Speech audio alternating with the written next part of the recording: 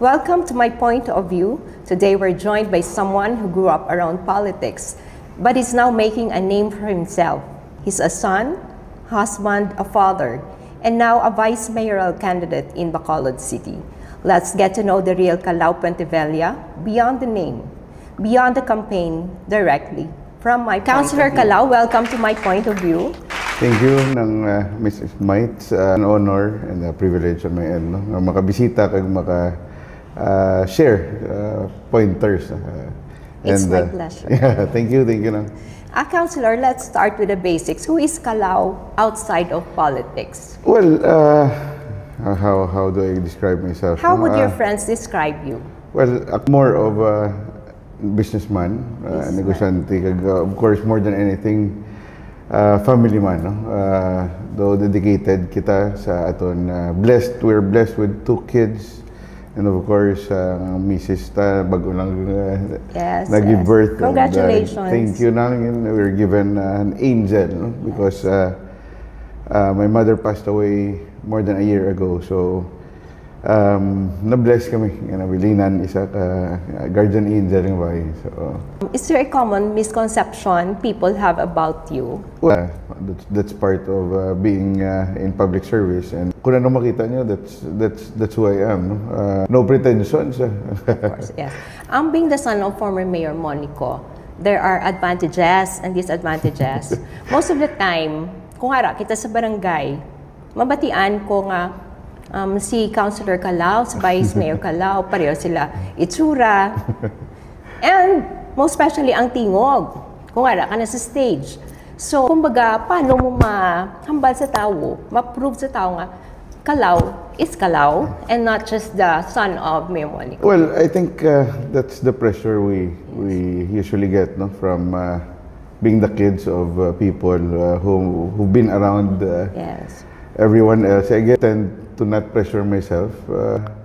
Why gid ko kaagi plano later on maging in public service, especially ikatatlo ko ng mga bata, no? So there are 2 more ahead of me. Dapat sila, you know, yes. They have the choice, no? But circumstances ended nga do ako di ang magtupa. Councilor Calao, you know, kung diin ka subong, kung ano ka subong is your destiny. And usually, ano ang ginahimot mo with the kids? Yeah, try as much as possible. Especially subong kasi summer break na. Yes. Try to be there sa ilang activities, ma-interesahan niya. At least ang imo kabataan is into sports. Yes naman. Yes. Kato naman ta sa wife naman. How long have you been married? Nag-celebrate kami last year, 10 years. No? Oh, wow. So almost mga 11. Decade na. Oh. Yeah, coming into 11th year this year. Si Pao is more of a silent time para sa likod. So at the end of the day, we get our strength, no, from our family, no. Again, so apologize ngina medyo nang emotional. Okay. When it comes to the parents. What's the sweetest thing ko, no? Ako gusto ko ganyan mabalaan. What's the sweetest thing Pao has ever done for you that you'll never forget? Well, celebrate, no?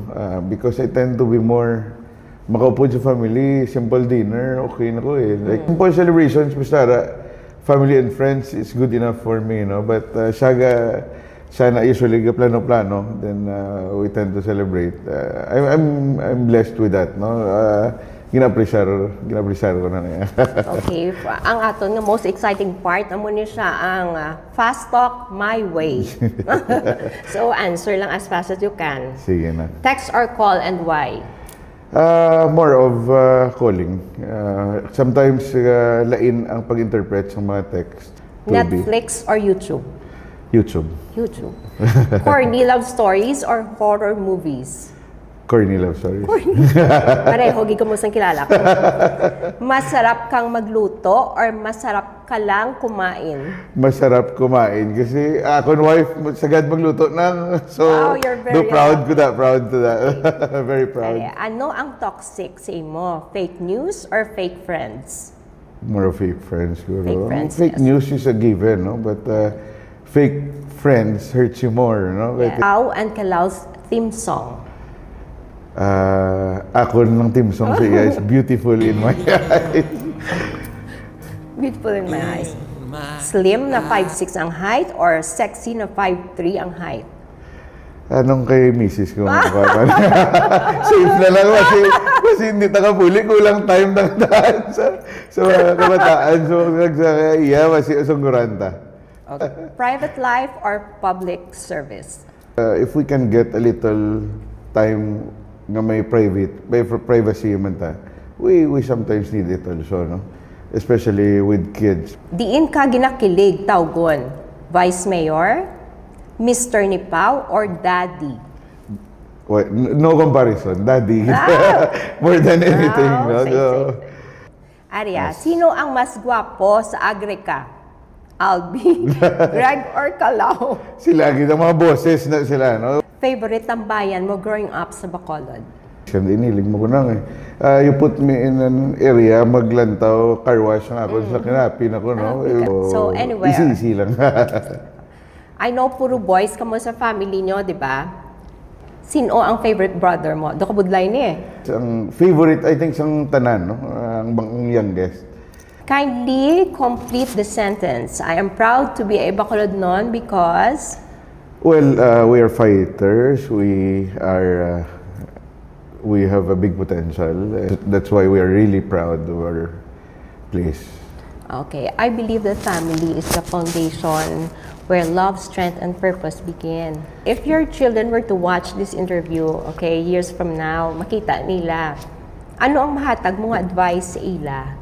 Being a father and a politician, who knows, it runs in the blood eh. So, ano ang advice mahatag mo sa ila? I was never encouraged by my parents to join. No? So likewise, basi sunlugan but at the end of the day, ara na sila kung luyang nila padayon. No? But to share siguro sa community will always be dapat ang on top because we are blessed. No? So dapat i-give back with nila sa community. No? Having a good name is okay na. Yes. So, I think...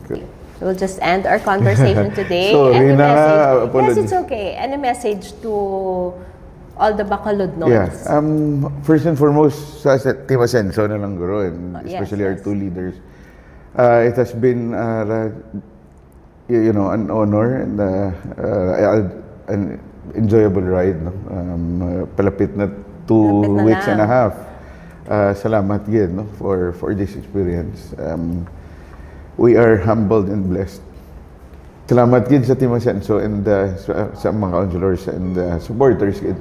Let's finish strong, lapit naman lang. And tingwaan ta gid nga tanan tangagin commit, no, sa aton nga mga constituents mahimo. Councilor Calao, public service isn't just a profession. It's a family legacy. From his father's footsteps to his own journey, as a husband and father himself, Calao embodies the belief that strong families build strong communities. Calao Puentevilla brought clarity, heart, and depth to this conversation. Thank you for letting us walk in your shoes, Councilor Calao. I'm very honored, Ged. This has been my point of view. See you next time. Bye. Thank you.